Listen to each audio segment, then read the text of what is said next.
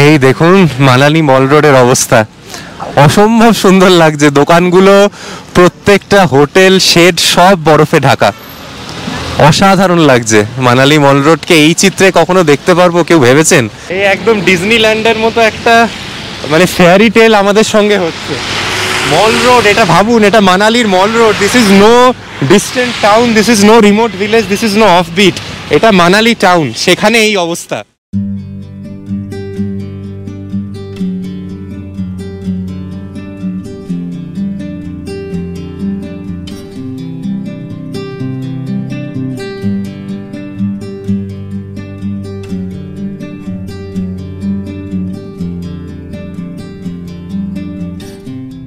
Hello everybody, welcome back to my channel. আমি রিতম, আর আজকে নিয়ে চলে এলাম আমার মানালি ভ্রমণের দ্বিতীয় দিনের গল্প শোনাতে আপনাদের। আর আজকের এই পর্বটাই কিন্তু মানালি রিলেটেড আমার শেষ এপিসোড। এর আগে আমি আপনাদের এই সিরিজেই ঘুরিয়ে দেখিয়েছি কালকা, সিমলা, কাসল, মানিকারণ এবং আরও অনেক কিছু। যারা সেই পর্বগুলো কোনো কারণে দেখে উঠতে পারেননি, নিচে প্রত্যেকটা পর্বের লিঙ্ক পেয়ে যাবেন। ঘুরে দেখে নিলে আশা করি আমার এই হিমাচল প্রদেশ সিরিজটা অনেকটা আপনাদের বেটার ইন্টারপ্রেট করতে সুবিধা হবে। আমার ট্যুর প্ল্যান কী ছিল, গাড়ির খরচ কী পড়েছে, কোথায় কোন হোটেলে উঠেছিলাম, তার পুঙ্খানুপুঙ্খ বিবরণ ছিল আগের প্রত্যেকটি পর্বতে। আজকের এই পর্বের একমাত্র সোল হিরো কিন্তু মানালি স্নোফল, এবং তার ওপরেই আমার মূলত ফোকাস থাকবে। তাহলে চলুন আমাদের সেই দিনকার শুরুর কিছু গল্প শুনিয়ে আমি নিয়ে যাই আপনাদের সেই সময় যার অপেক্ষায় আপনারা সবাই ভিডিওটা খুলেছেন। আমাদের মানালি ভ্রমণের দ্বিতীয় দিন আমাদের প্ল্যান ছিল যে সোলাং ভ্যালি দেখে সেখান থেকে আটল টানেল ক্রস করে সিসু ভিলেজ যাব। তবে লাহোলে একটা লোকাল ফেস্টিভ্যাল হওয়ার দরুন সিসু ভিলেজ কিন্তু বন্ধ ছিল পর্যটকদের জন্য, তাই শেষমেশ সেই প্ল্যানটা বদলে আমাদের যেতে হয় কোকসারের দিকে। তবে আমরা যখন সকালে সোলাং ভ্যালির পাশ দিয়ে গেছিলাম, আমাদের নামার ইচ্ছেটুকু হয়নি, কারণ আশপাশে দেখতেই পাচ্ছেন সমস্ত কিছু কমপ্লিটলি হাই অ্যান্ড ড্রাই ছিল। এখানে সমস্ত স্টল বন্ধ এবং প্রত্যেকটা মানুষ যারা পর্যটন ব্যবসার সঙ্গে জড়িত তাদের মাথায় হাত পড়ে গেছিল যে বরফ না পড়লে কি হবে। এখানের প্রাকৃতিক সৌন্দর্যটা দেখুন। আমরা এখন আটাল টানেলের একটু আগেই আছি, জাস্ট অসাধারণ সুন্দর। পিছনের এই পুরো পাহাড়টা সাদা বরফে ঢাকা, একটা লম্বা হাইওয়ের মধ্যে দিয়ে আমরা যাচ্ছি। আর এই আটাল টানেল একটা কিন্তু ইঞ্জিনিয়ারিং মার্ভেল। 9.02 কিলোমিটার লং, লাহুলকে স্পিতির সঙ্গে বরফের মাসেও জুড়ে দিয়েছে। আগে লাহুল স্পিতির মানুষরা পৃথিবীর অন্য সব জায়গার থেকে 6 মাস ডিসকানেক্টেড থাকতো, কারণ এত স্নোফল হতো। এই আটাল টানেলটার মানে কনসেপশন কিন্তু সেই 2000 সাল নাগাদ, 2020 নাগাদ এটা কমপ্লিট হয়। মানালি থেকে লের দূরত্ব এটা প্রায় 6 ঘন্টা কমিয়ে দিয়েছে। এই আমরা প্রবেশ করছি রোটাংয়ের আটাল টানেলে। চলুন, এই রকম হচ্ছে পরিবেশটা কিছু। ওই যে পাহাড়টা দেখছেন উপরে, তারই নিচ দিয়ে আমরা এক অংশ থেকে আর এক অংশের দিকে যাচ্ছি। Let's go to Atal tunnel. এই শুরু হলো 9 কিলোমিটারের যাত্রাপথ। আমরা এখন আছি হচ্ছে আটাল টানেলের ভিতরে। এই আটাল টানেলের টোটাল ডিস্টেন্স হচ্ছে 9.02 কিলোমিটার। এটা কানেক্ট করছে হচ্ছে দুটো ভ্যালিকে।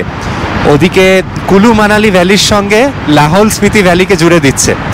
আর এখানের যেটা মজার ব্যাপার হচ্ছে যে এটা কিন্তু সম্ভবত ইন্ডিয়ারও হাইয়েস্ট টিউব টানেল আর কি, হাইওয়েতে। আর ওয়ার্ল্ডেরও বোধহয় হাইওয়ের মধ্যে সব থেকে বড় টানেল এটাই। এত বড় টানেল, একটা ইঞ্জিনিয়ারিং মার্ভেল, মানে ভাবা যায় না। এই যে ওপরের রুফটাও দেখছেন, সেখানে খুব ভালো করে ভেন্টিলেশনের ব্যবস্থা আছে। প্রত্যেক 250 মিটার অন্তর অন্তর এখানে সিসিটিভি ক্যামেরা ইনস্টল করা আছে। একটা বিশাল মনিটরিং রুম থেকে কিন্তু পুরোটা দেখা হয়, যাতে কারুর কোনো বিপদ আপদ হলে সঙ্গে সঙ্গে অ্যাকশন নেওয়া যায়। আর এইটা 2020 সালে খোলার পর থেকে এই রিজিয়নের মানুষজনের কিন্তু প্রচুর প্রচুর উপকার হয়েছে। আটাল টানেল আমাদের ভারতবর্ষের কাছে একটা গর্বের ব্যাপার। আমাদের এর আগে এত বড় টানেল কিন্তু ইন্ডিয়াতে কোথাও ছিল না, আর তাও একটা হাইওয়েতে। আর ভাবুন আমরা যে যাচ্ছি, আমাদের ওপরেই কিন্তু অ্যাকচুয়াল রোটাং পাস।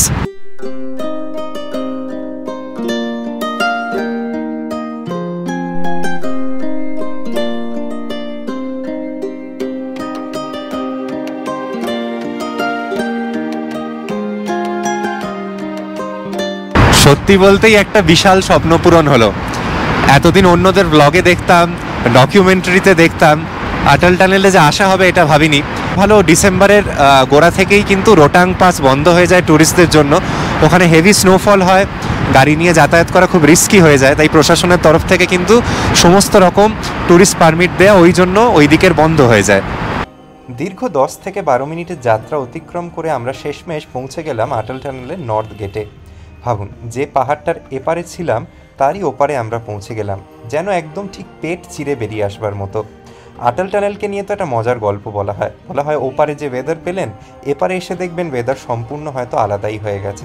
আমাদের সঙ্গেও কিছুটা হয়তো তাই হলো। আটল টানেল ক্রস করে এপারে আসতেই প্রথমেই যে জিনিসটা চোখে পড়া শুরু হলো সেটা হচ্ছে দূরে অবস্থিত ওই উঁচু উঁচু পাহাড়গুলো, যার গায়ে সাদা বরফের একটা চাদরে ঢাকা। আমাদের সত্যি কথা বলতে এই রোটাং পাসের সাইডে আমরা যখন ছিলাম তখন পাহাড়গুলোকে বড়ই রুক্ষ দেখাচ্ছিল। মনে হচ্ছিল যে দূরে জমা বরফও কি দেখার সৌভাগ্যটা হবে না। সত্যিই কিছুটা মন খারাপ হয়ে গেছিল। তবে এপারে এসে অ্যাটলিস্ট আমরা যখন কোকসারের স্নো পয়েন্টের দিকে ধীরে ধীরে এগোতে লাগলাম তখন মনে হলো যে না, ব্যাপারটা অতটাও হয়তো খারাপ নয়। দূরে কিন্তু অ্যাটলিস্ট পাহাড়গুলোর গায়ে বেশ ভালো পরিমাণ বরফ দেখা যাচ্ছে। এবং যেহেতু আমরা রোটাং পাসটা একদম ড্রাই পেয়েছিলাম, তাই যেন হয়তো ভালো লাগাটা আরোই বেশি ছিল।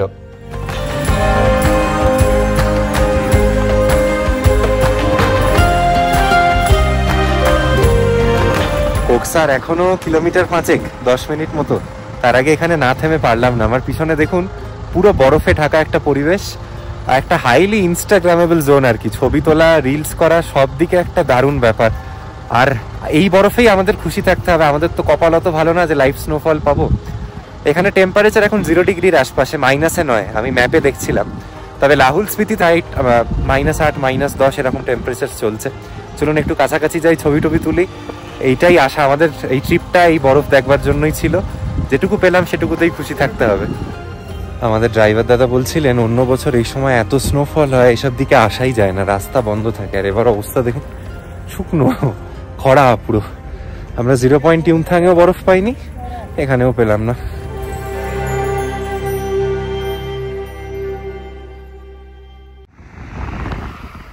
মানালির হোটেল থেকে বেরিয়ে আটল টানেল ঢোকার কিছুক্ষণ আগে অবধি প্রচুর স্টলস এমন আছে যারা 250 টাকার বিনিময়ে আপনাদের স্নো বুটস এবং স্নো স্যুট দেয়।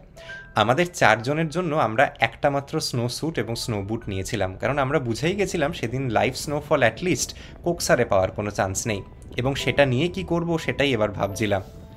আর সিসু ভিলেজ বন্ধ থাকায় ট্যুরিস্টদের প্রাইমারি ভিড়টা হয়েছে কিন্তু এই কোকসারে। প্রচুর গাড়ি এসছে আজকে, দেখুন বরফের এই বরফ দেখতেই লোকের এত ভিড়। মানে এখানে আমরা যে স্নো ড্রেসগুলো নিলাম সেগুলো জাস্ট কোনো মানে কারণই নেই নেয়ার আর কি। এই বরফে আপনার কিচ্ছু লাগবে না। এই এখন এখানে যা ঠান্ডা, একটা আমাদের ওই যে ডেক্যাথলনের জ্যাকেট সেটুকুই এনাফ। এর জন্য কোনো স্নো জ্যাকেট স্নো শু কিচ্ছু লাগবে না, পুরো শুকনো খটখটে। স্নো নিয়ে খেলার তো কোনো প্রশ্নই নেই। স্নো স্যুটটা পরে নিলাম, যদিও এখানে আদেও কোনো দরকার নেই, তবে নিয়েছি যখন পরে নেওয়াই ভালো।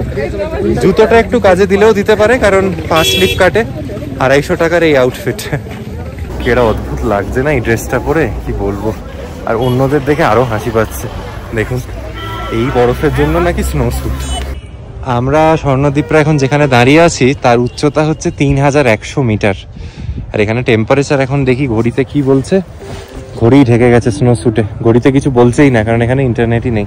ওই 0 ডিগ্রি -1 হবে। সত্যি কথা বলতে জানেন, বরফবিহীন কোকসার অনেকটা কাঞ্চনজঙ্ঘাবিহীন দার্জিলিং কিংবা মরুভূমিবিহীন রাজস্থানের মতো। সেখানে অত সময় কাটিয়ে আর সত্যিই কোনো লাভ নেই।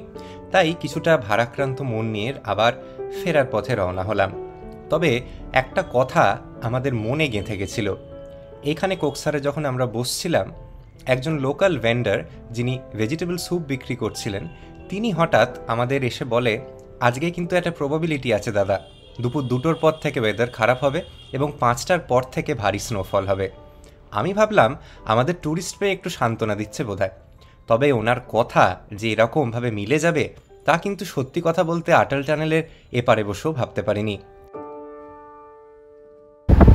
আমরা আটল টানেল ক্রস করে এপারে এসেই দেখছি ওই পাহাড়গুলোয় স্নোফল অলরেডি শুরু হয়ে গেছে।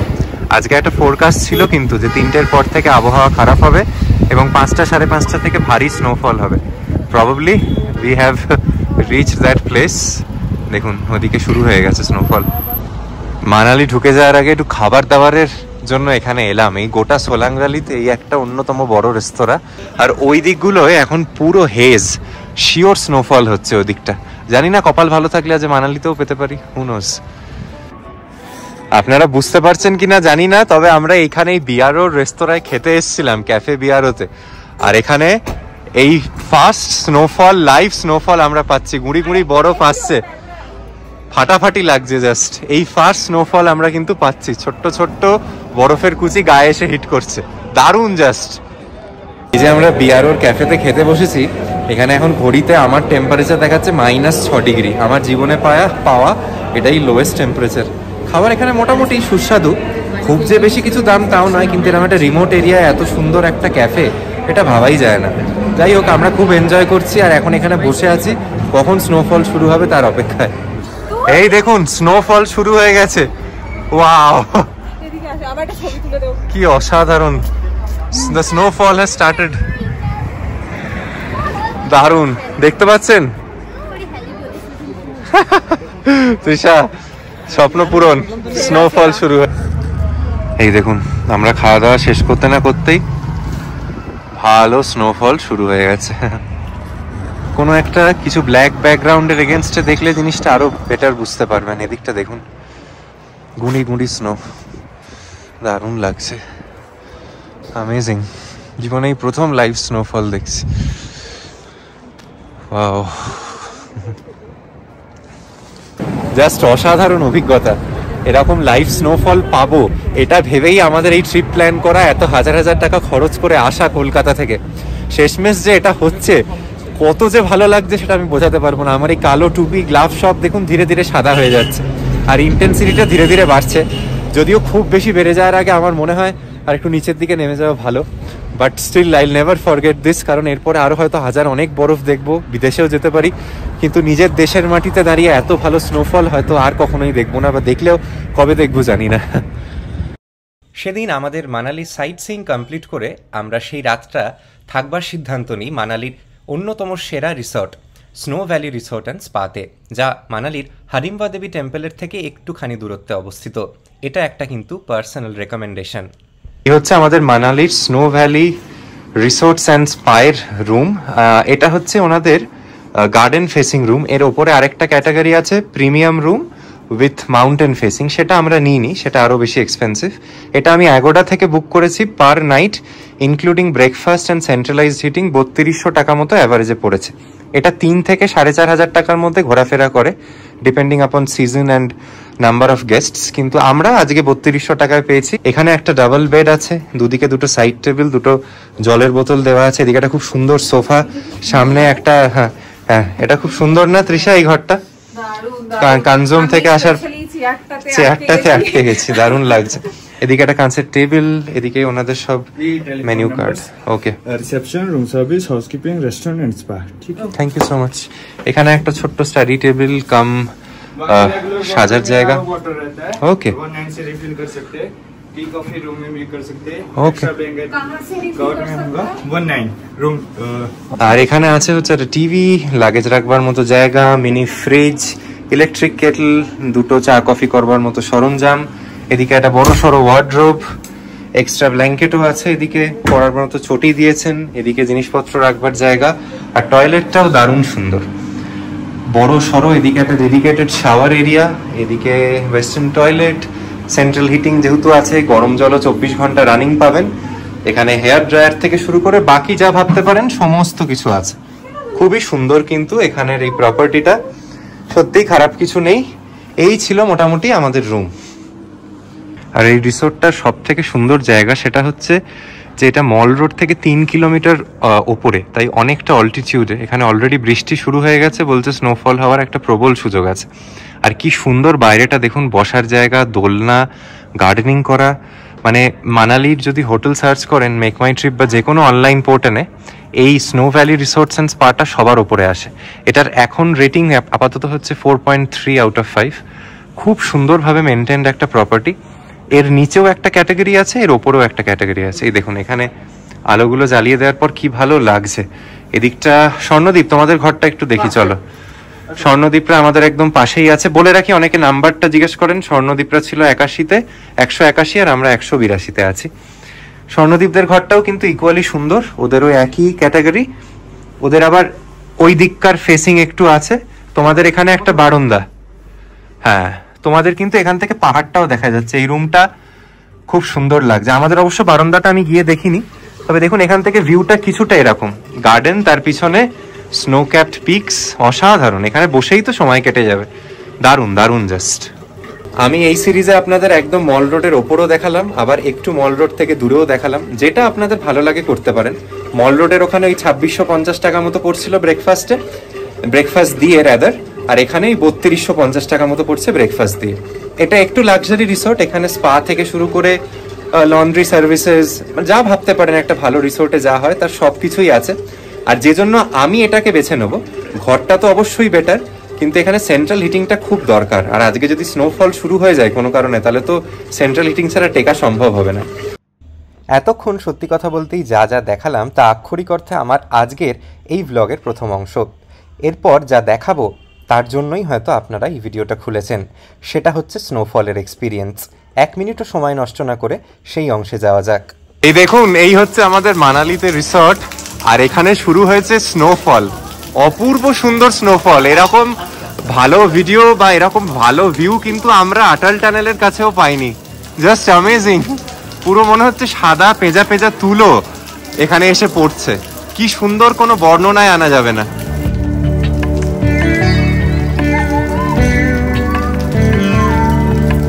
আজকে 30শে জানুয়ারি 2024।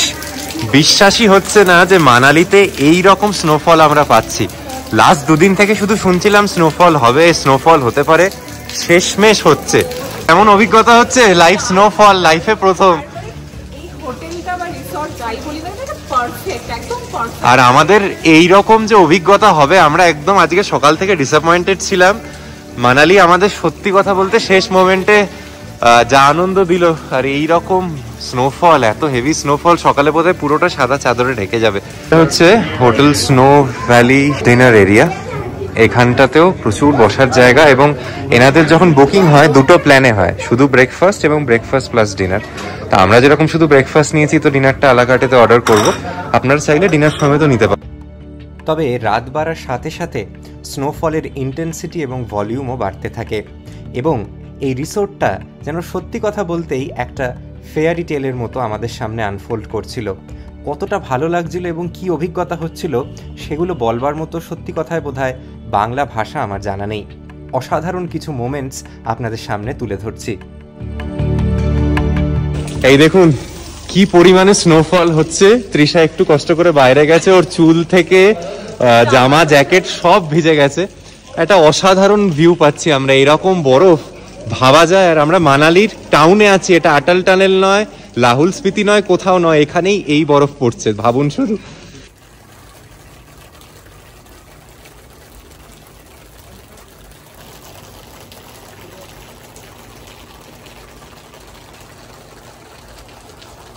তখন তো রুমের সামনের অংশটা দেখাচ্ছিলাম, এখন রুমের পিছনের অংশটা দেখুন। যে কটা গাছ আছে সব সাদা বরফে ঢেকে গেছে। এদিকে যেদিকে তাকাবেন শুধু একটা মনে হচ্ছে সাদা ব্ল্যাঙ্কেটে চারিপাশটা মোড়া। কি যে নৈসর্গিক সৌন্দর্য, আমার মতো একজন সাধারণ মানুষের ভাষায় প্রকাশ করার মতো শব্দ আমার কাছে নেই।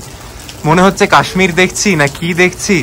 হয়তো এর একটা বাজে দিকও আছে যে কালকে রাস্তাঘাট সব বন্ধ হয়ে যেতে পারে, কিন্তু এখন সত্যি কথা বলতে সেগুলো মাথায় আসছে না।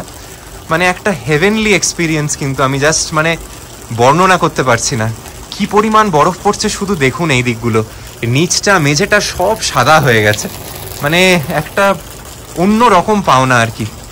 এইরকম স্নোফল কোনোদিন দেখতে পাবো ভাবিনি। আর আজকে আমাদের সত্যি আশা ছিল না, একদম আশা ছেড়ে দিয়েছিলাম। সকালে যখন দেখলাম মানে আমরা মানে আটাল টানেল ক্রস করে গিয়েও স্নোফল পাচ্ছি না, তখন সত্যি আর আশা ছিল না। রাত্রিরে যে এরকম সুন্দর ভিউ, অ্যামেজিং জাস্ট। দেখুন সব সাদা চাদরে ঢেকে গেছে অলরেডি।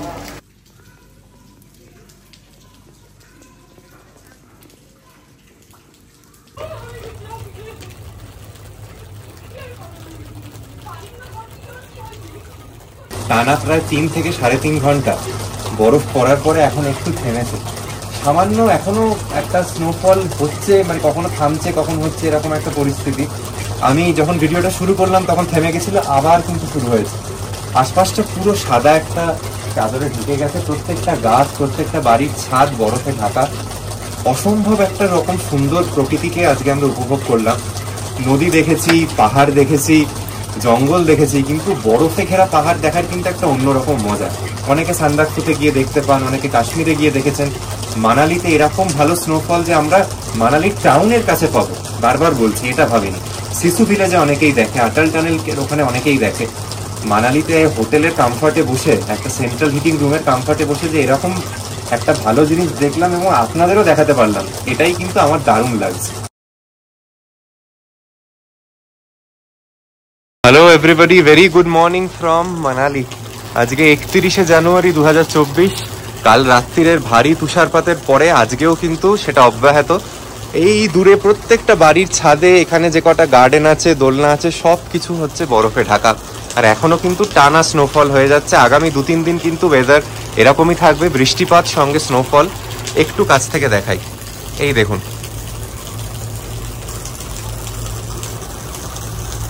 আমরা যখন এই ট্রিপটা শুরু করি তখন আদৌ ভাবিনি যে এই রকম স্নোফল আমরা পাবো। কাল আটাল টানেলে ওই ছোট্ট ছোট্ট যখন পেঁজা তুলোর মতো স্নোফল হচ্ছিল, তখনই আমরা কি খুশি হচ্ছিলাম। আর কাল থেকে তো অনবরত স্নোফল হয়ে যাচ্ছে, সমস্ত কিছু একটা সাদা বরফে ঢাকা। খুব খুব এনজয় করছি আমরা। আর আমাদের সত্যি কথা বলতে সাইট সিইং কিছু হোক না হোক, আমার সেটা নিয়ে কোনো মাথা ব্যথা নেই। আমি হিমাচল এসেছিলাম স্নো দেখতে, সেটা পেয়ে গেছি, that's good enough for me. হচ্ছে এখানের ব্রেকফাস্ট প্ল্যাটার। শুরুতেই যেরকম দেখছি কর্নফ্লেক্স, টি, কফির এরিয়া। এরপরে আছে হচ্ছে মেইন সেকশনে নিয়ে যাই আপনাদের, ব্রেড বাটার টোস্ট। এখানে আছে মাফিনস, স্যান্ডউইচ, আরো নানা আইটেম। এদিকে মনে হচ্ছে আলুর পরোটা, দই, ইয়েস ওই আলু ভাজা। এদিকে জুস, আর লাইফ কাউন্টারের মধ্যে অমলেট হচ্ছে। ভালোই কিন্তু ব্রেকফাস্টের অ্যারেঞ্জমেন্ট, অনেক রকম অপশন, স্পেশালি খাবার জায়গাটা ইটসেলফ খুব সুন্দর। আর দেখুন, এই হচ্ছে খাবার জায়গার বাইরে থেকে ভিউ। খাওয়া দাওয়া সব ভুলে গেছে লোকে, শুধু স্নোফল দেখছে। অসাধারণ লাগছে, দারুণ লাগছে, মানে ড্রিম কামস ট্রু টাইপ। মানে আমার লাইফে ফার্স্ট এক্সপিরিয়েন্স, ভীষণ এনজয় করছি। আর দেখুন স্নোফল বেড়েই চলেছে। একটু আগে যেটুকু দেখাচ্ছিলাম তার থেকেও স্নো কভার এখন ডাবল, সবকিছু সাদা। আর হাতে এরকম পাতলে কনকনে ঠান্ডা বরফগুলো, যদিও কিন্তু দারুণ লাগছে। জাস্ট অনেকটা কাশ্মীর লাইক হয়ে গেছে। ওই দিকে দূরে যে পাইনের বনটা দেখছেন, দেখুন প্রত্যেকটা গাছ সাদা হয়ে গেছে এখন। আর এই কিন্তু আজকে টানা চলেই যাবে।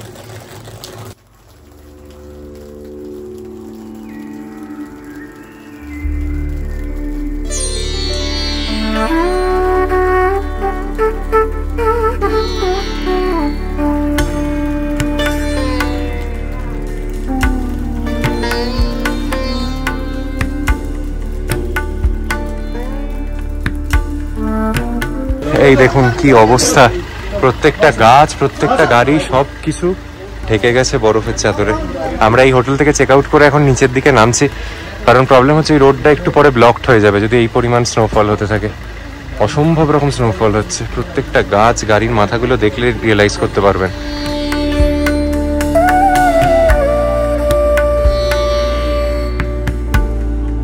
কিছু সাদা হয়ে গেছে এই কয়েক মিনিটের মধ্যে।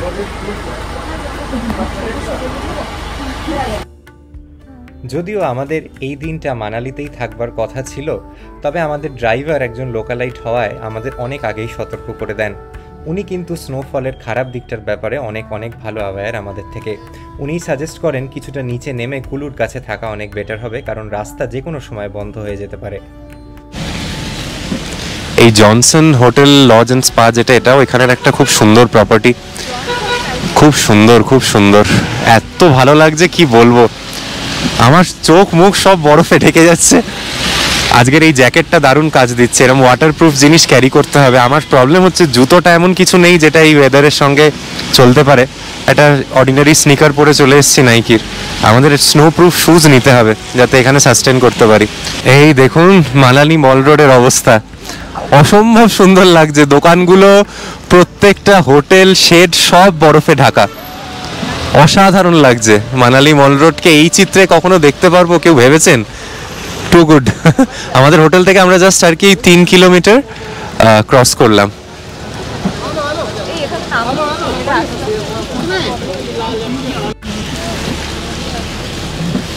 এই দেখুন মানালি মল রোডের পাশে যেটা গাড়ির পার্কিং, তার হচ্ছে এই অবস্থা। সব ঢাকা বরফে। সামনের পাহাড় টাহাড়গুলো বুঝতে পারছেন? প্রত্যেকটা বাড়ি, প্রত্যেকটা ছাদ অসম্ভব রকম বরফ। আর বলছে ড্রাইভার দাদা, যদি কোনো কারণে এরম আটকে যায় লোকে, তখন এই যে 4x4 গাড়িগুলো জিপসি টাইপের, সেগুলো 8-9 হাজার টাকা নেয় শুধু ওই 3 কিলোমিটার নামাতে। আমরা ভাগ্য করে নেমে গেছি। ও পুরো বরফ লেগে যাচ্ছে চোখে মুখে। আর কি চাই। গাড়িগুলোর অবস্থা দেখুন, অবস্থা দেখুন। এই একদম ডিজনিল্যান্ডের মতো একটা মানে ফেয়ারি টেল আমাদের সঙ্গে হচ্ছে। মল রোড, এটা ভাবুন, এটা মানালির mall road. This is no distant town, this is no remote village, this is no off beat. এটা মানালি টাউন, সেখানে এই অবস্থা। কেমন লাগছে অন্তরা, স্বর্ণদ্বীপ, বলো কিছু। আমার যা লাগছে মানে এটা আমাদের স্বপ্ন, ড্রিমস কাম ট্রু, এরকম ব্যাপার একটা। অন্তরা, সুপার। অন্তরা বেচারি কাল শাড়িটা পরলো, সেখানে কোনো স্নো পায়নি। আজকে যদি পড়তো, অন্তরা ভাবছে আজকে আসলে সত্যি কথা বলতে ঘোরার মতো আর কিচ্ছু নেই। তৃষা ওদিকে ছবি তুলতে, সেলফি তুলতে ব্যস্ত। আমার এই জ্যাকেটটা যে কি কাজ দিচ্ছে কি বলবো। পুরোটা ওয়াটারপ্রুফ, তো ভিজে গেলেও কিচ্ছু রিয়েলাইজ হবে না। আমি এখানটা ছেড়ে যে নেমে যেতে হবে, আবার কলকাতার ওই পচা গরমে যেতে হবে, এটা ভাবলেই মনটা খারাপ লাগছে।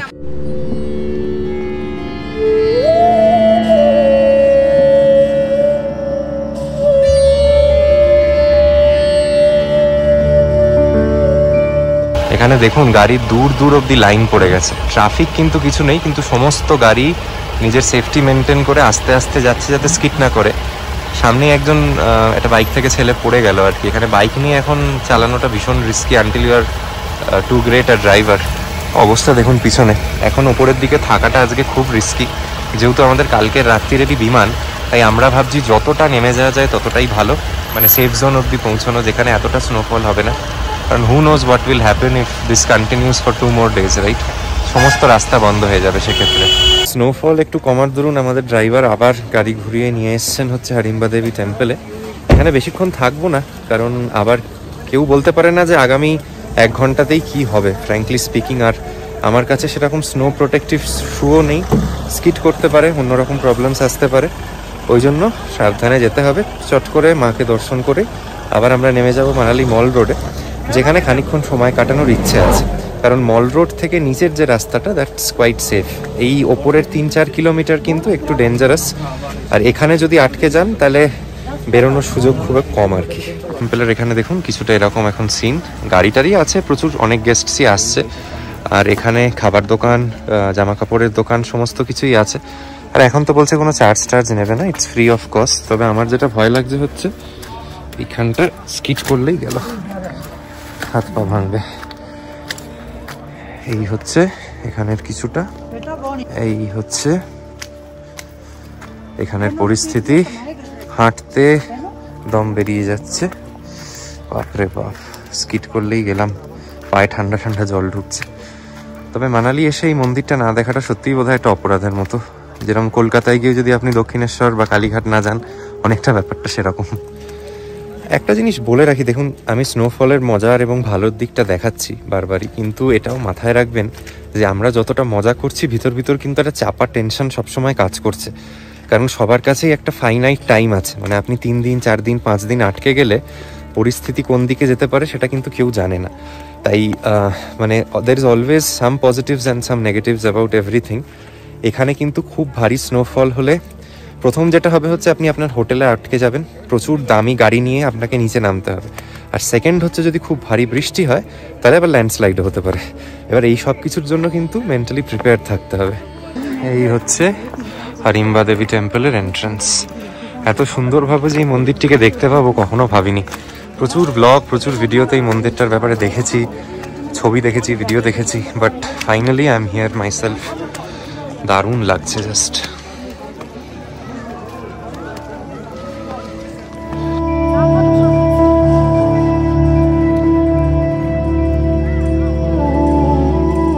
কি বরফ পড়ছে দেখুন হারিম্বা দেবী টেম্পলে। বেশিক্ষণ থাকাও যাবে না, কারণ স্পেশালি তৃষার আমার মতো এরকম প্রোটেক্টিভ ক্লোদিং নেই, ও বেচারি ভিজছে। আমাদের এটাই ভুল হলো, মানে বরফ পড়ুক না পড়ুক এখানে এলে আমার মনে হয় সবসময় প্রোটেকশন নিয়েই আসা উচিত। এই হচ্ছে মন্দিরের সামনের এরিয়াটি, ইন অ্যান্ড আউট। এইখানে